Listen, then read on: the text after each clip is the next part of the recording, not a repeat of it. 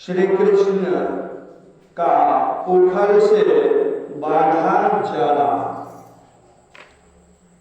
श्री सुखदेव जी कहते हैं राजा परीक्षित से कि परीक्षित, एक समय की बात है, नंद रानी यशोदा ने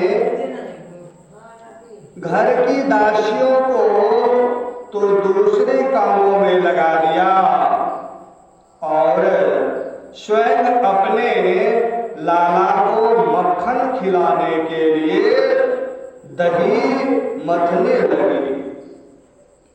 मैंने तुमसे अब तक भगवान की जिन जिन बाल लीलाओं का वर्णन किया है, दधी मंथन के समय में उन सब का स्मरण करती है और गाती भी जाती थी।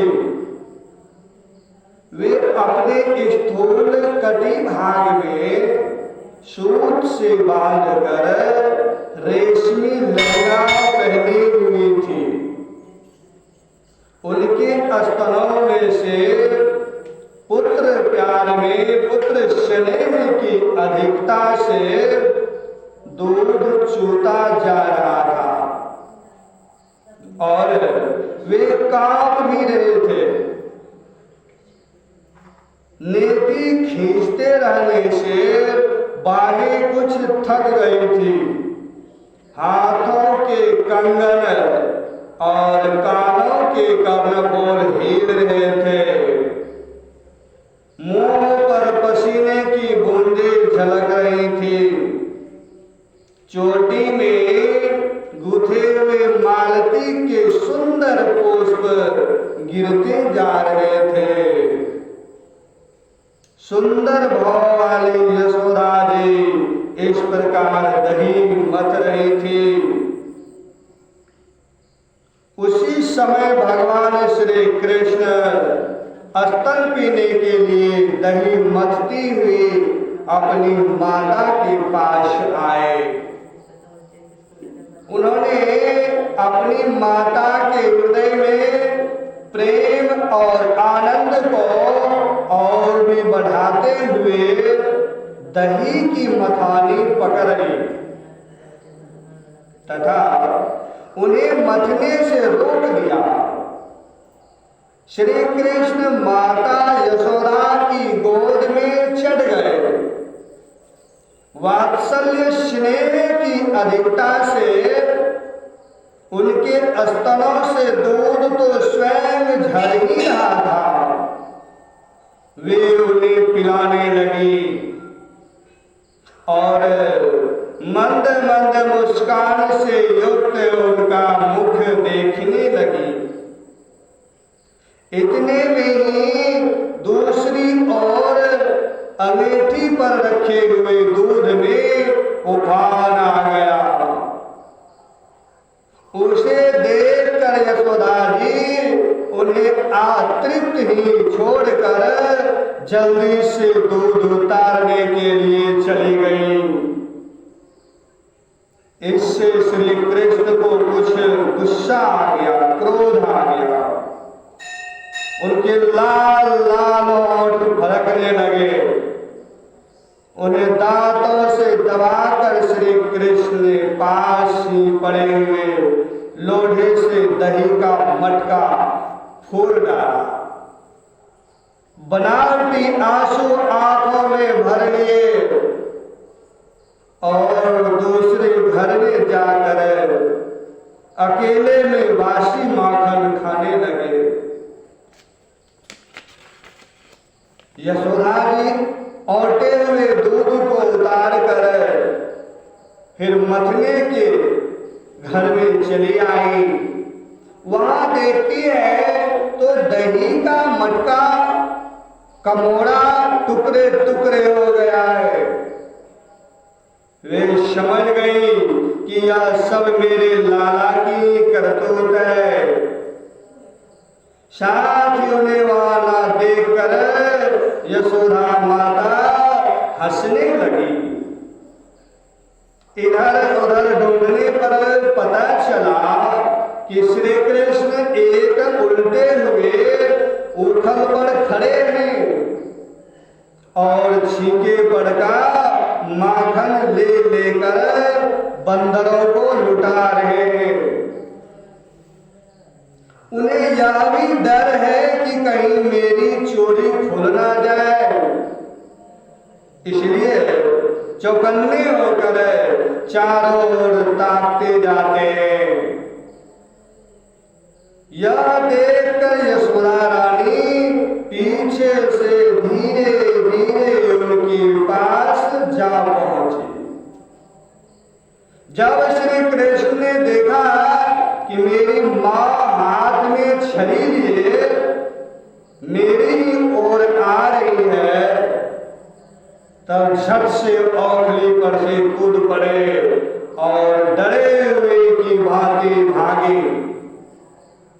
परीक्षित, बड़े बड़े योगी तपस्या के द्वारा अपने मन को अत्यंत सूक्ष्म और शुद्ध बनाकर भी जिनमें प्रवेश नहीं कर पाते, पाने की बात तो दूर रही, उन्हीं भगवान के पीछे पीछे उन्हें पकड़ने के लिए यशोदा जी दौड़ी। इस प्रकार माता यशोदा श्री कृष्ण के पीछे दौड़ने लगी। तब कुछ ही देर में बड़े बड़े एवं हिलते हुए नितंबों के कारण उनकी चाल धीमी पड़ गई। वेग से दौड़ने के कारण चोटी की गांठ ढीली पड़ गई। वे ज्यों-ज्यों आगे बढ़ती, पीछे पीछे चोटी में गुथे हुए फूल गिरते जाते। इस प्रकार सुंदरी यशोदा जी ज्यों-त्यों करके उन्हें पकड़ सकी। श्री कृष्ण का हाथ पकड़कर वे उन्हें डराने धमकाने लगे। उस समय श्री कृष्ण की झांकी बड़ी विलक्षण हो रही थी। अपराध तो किया ही था, इसलिए रुलाई रोने पर भी न रुकती थी। हाथों से आंखें मल रहे थे, इसलिए मुंह पर काजल की स्याही फैल गई। पिटने के भय से आंख ऊपर की ओर उठ गई थी। उनसे व्याकुलता सूचित होती थी। जब यशोदा जी ने देखा कि लल्ला बहुत डर गया है, तब उनके हृदय में वात्सल्य स्नेह उमड़ आया। उन्होंने छड़ी फेंक दी। इसके बाद सोचा कि इसको एक बार रस्सी से बांध देना चाहिए, नहीं तो यह कहीं भाग जाएगा। परीक्षित, सच पूछो तो यशोदा मैया को अपने बालक के ऐश्वर्य का पता ही न था, जिसमें न बाहर है, न भीतर है, न आदि है और न अंत। जो जगत के पहले भी थे, बाद में भी रहेंगे, इस जगत के भीतर तो आएंगे।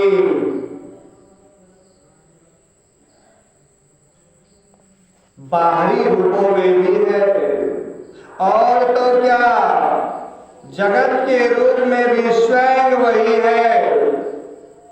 यही नहीं, जो समस्त इंद्रियों से परे और अव्यक्त है, उन्हीं भगवान को मनुष्य का सा रूप धारण करने के कारण पुत्र समझकर यशोदा रानी रस्सी से उखल में ठीक वैसे ही बांध देती है, जैसे कोई साधारण सा बालक हो। जब माता यशोदा अपने उद्यमी और नटखट लड़के को शरीर से बांधने लगी, रस्सी से बांधने लगी तो वह 2 अंगुल छोटा पड़ गई। तब उन्होंने दूसरी रस्सी लाकर उसमें जोड़ी। जब वह भी छोटी हो गई तब उसके साथ और जोड़ी। इस प्रकार वे जो जो रस्सी लाती जाती थी और जोड़ती गई, त्यों त्यों जुड़ने पर भी वे सब 2 अंगुल छोटी पड़ गई, पड़ती जाती थी। यशोदा जी ने घर की सारी रस्सियां जोड़ डाली, फिर भी वे भगवान श्री कृष्ण को ना बांध सकी। उनकी असफलता पर देखने वाली गोपियां मुस्कुराने लगी, हंसने लगी और वे स्वयं भी मुस्कुराती हुई आश्चर्यचकित हो गए। भगवान श्री कृष्ण ने देखा कि मेरी मां का शरीर पसीने से लथपथ हो गया है, चोटी में गुथी हुई मालाएं गिर गई है और वे बहुत थक भी गई हैं। तब कृपा करके स्वयं ही अपने मां के बंधन में बंध गए। परीक्षित, भगवान श्री कृष्ण परम स्वतंत्र है। ब्रह्मा, इंद्र आदि के साथ यह संपूर्ण जगत उनके वश में है। फिर भी इस प्रकार बंधकर उन्होंने संसार को यह बात दिखला दी कि मैं अपने प्रेमी भक्तों के वश में हूँ। ग्वालिनी यशोदा ने मुक्तिदाता मुकुंद से जो कुछ अनिवर्चनीय कृपा प्रसाद प्राप्त किया, वह प्रसाद ब्रह्मा पुत्र होने पर भी, शंकर आत्मा होने पर भी और वक्षा स्थल पर विराजमान लक्ष्मी अर्धांगिनी होने पर भी न पा सके। यह गोपिका नंदन भगवान अनन्य प्रेमी भक्तों के लिए जितने सुलभ हैं, उतने देहाभिमानी, कर्मकांडी एवं तपस्वियों को तथा अपने स्वरूप भूत ज्ञानियों के लिए भी नहीं है। इसके बाद नंदरानी यशोदा जी तो घर के काम धंधों में उलझ गई और उखल में बंधे हुए भगवान श्याम सुंदर ने उन दोनों अर्जुन वृक्षों को मुक्ति देने की सोची, जो पहले यक्षराज कुबेर के पुत्र थे। इनके नाम थे नलकुबर और मणिग्रीव। इनके पास धन, सौंदर्य और ऐश्वर्य की पूर्णता थी। इनका घमंड देखकर ही देवर्षि नारद जी ने इन्हें श्राप दे दिया था और ये वृक्ष हो गए थे।